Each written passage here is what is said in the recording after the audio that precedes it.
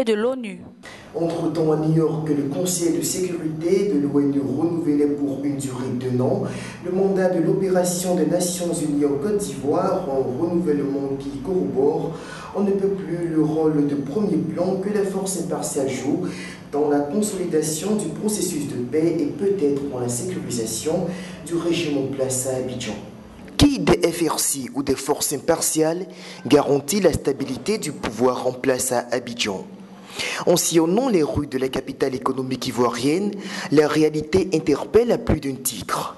Des patrouilles des casques bleus, des soldats français visibles un peu partout dans la ville et des éléments des forces républicaines qui, bien qu'omniprésents dans les différents quartiers et sous-quartiers, donnent à douter sur leur capacité à assurer valablement la défense d'un régime qui a dû marcher sur des pointes pour s'installer.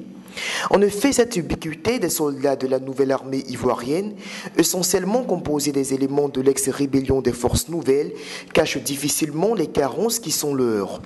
Ils sont généralement mal entraînés, mal équipés et surtout naturellement éloignés de l'esprit martial qui doit les amener à s'inscrire dans la dynamique républicaine.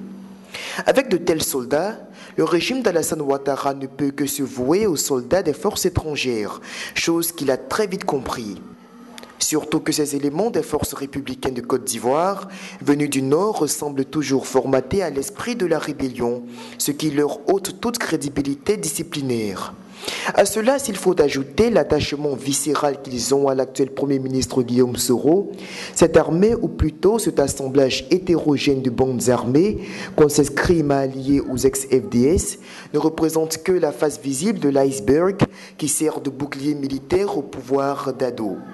Derrière se trouvent les titans, les soldats français et onusiens qui sont bien plus armés, mieux organisés et ce sont eux les véritables bras armés du régime ivoirien.